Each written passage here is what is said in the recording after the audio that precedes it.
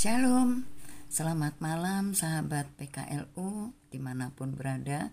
Kita berjumpa kembali pada malam hari ini tanggal 3 September 2025. Saya Wiwi Cokro, anggota PKLU dari Jemaat GPIB Margomulyo di Yogyakarta.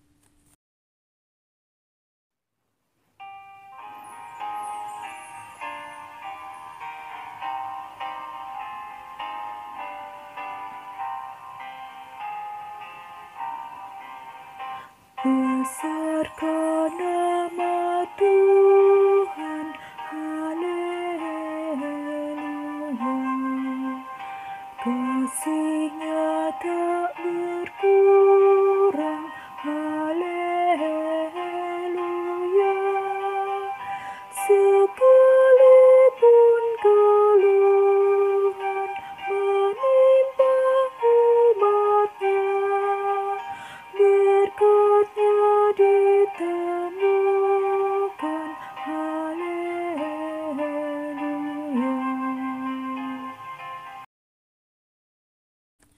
Marilah Opa Oma, sebelum kita mendengarkan firman Tuhan yang tercantum dari kitab Hakim-Hakim 5 ayat 6 sampai dengan 8, kita akan berdoa terlebih dahulu. Bapa Surgawi yang kami sapa melalui anak-Mu yang tunggal Yesus Kristus, siapkan hati dan pikiran kami agar kami boleh mengerti dan memahami firman yang akan kami baca dan renungkan pada malam hari ini. Amin. Opa Oma, kita akan membaca kitab Hakim-Hakim 5 ayat 6 sampai dengan 8. Kitab Hakim-Hakim pasal 5 ayat 6 sampai dengan 8 yang menyatakan, dalam zaman Samgar bin Anmat, dalam zaman Jael, kafilah tidak ada lagi, dan orang-orang yang dalam perjalanan terpaksa menempuh jalan yang berbelit-belit. Penduduk pedusunan diam-diam saja di Israel. Ya, mereka diam-diam sampai engkau bangkit, Deborah, bangkit sebagai ibu di Israel. Ketika orang memilih Allah baru, maka terjadilah perang di pintu gerbang. Sesungguhnya perisai ataupun tombak tidaklah terlihat di antara 40.000 orang di Israel.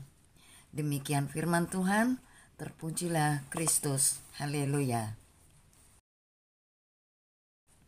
Baik Opa Oma, kita akan membaca renungan yang tercantum di dalam SBU pada tanggal 3 September malam hari dengan tema Nyanyian Iman akan Kasih-Nya yang tertulis dari ayat ke-7. Dusun di Israel sunyi sepi, sampai aku Deborah bangkit sebagai ibu di Israel. Opa Oma sahabat PKLU, ada masa orang Israel mengalami tekanan, penderitaan, dan ancaman dari bangsa lain. Tetapi ketika Tuhan bertindak, memanggil dan mengutus hamba-Nya, Deborah, maka masa itu berubah menjadi masa yang baik, tenang, dan aman. Bait-bait berikutnya dari zaman Deborah dan Barak mengungkapkan bahwa semua orang Israel dari semua suku mengambil bagian dalam peristiwa demi peristiwa mengalahkan musuh.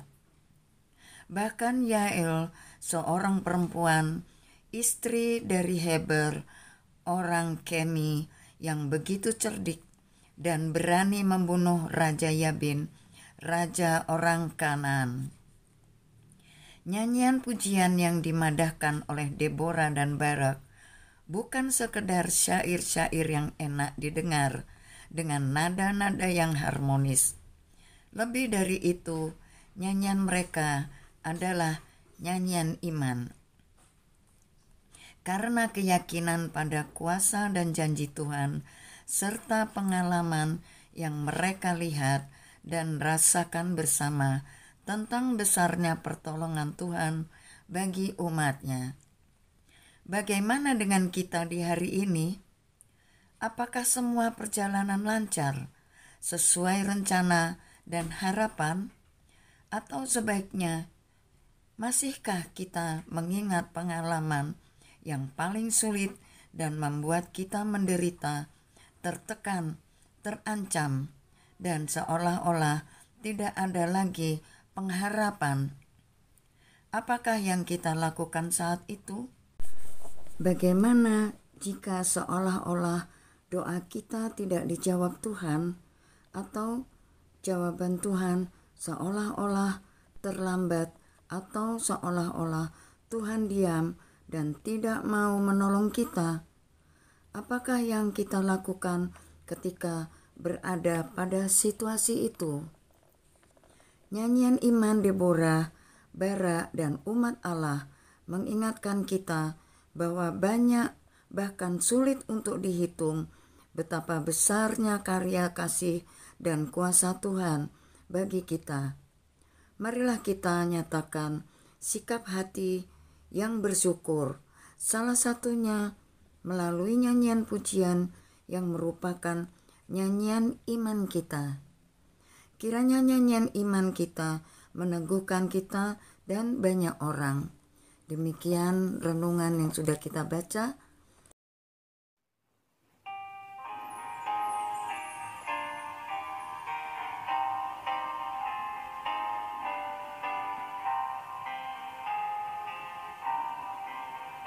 Diberinya hidup baru, gelap menjadi terang. Sabdanya besertamu di ngara yang kelam. Hai kamu yang selalu padanya berpegang, tak usah ragu-ragu, tuntunannya tenteram.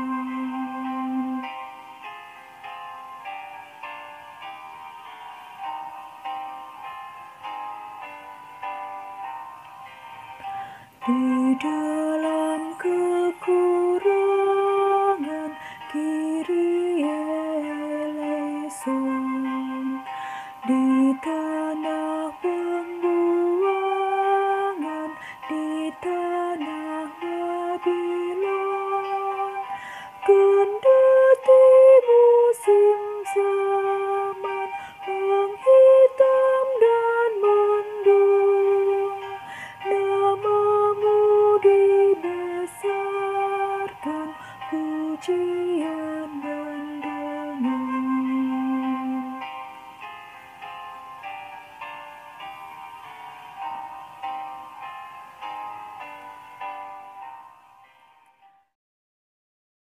Kita berdoa. Bapa Surgawi yang kami sapa melalui anak-Mu Yesus Kristus, terima kasih Bapa atas kasih setiamu, atas anugerah-Mu, atas penyertaan-Mu, atas berkat-Mu yang boleh kami terima di sepanjang hari yang sudah kami lalui. Terima kasih Bapa atas firman yang sudah kami baca dan renungkan bersama-sama, sehingga kami boleh mengerti atas kebenaran dan keberadaan firman Tuhan di sepanjang hidup kami. Malam hari ini kami berdoa untuk Dewan PKLU yang sudah merancangkan program saya dan PKLU membaca Alkitab bersama.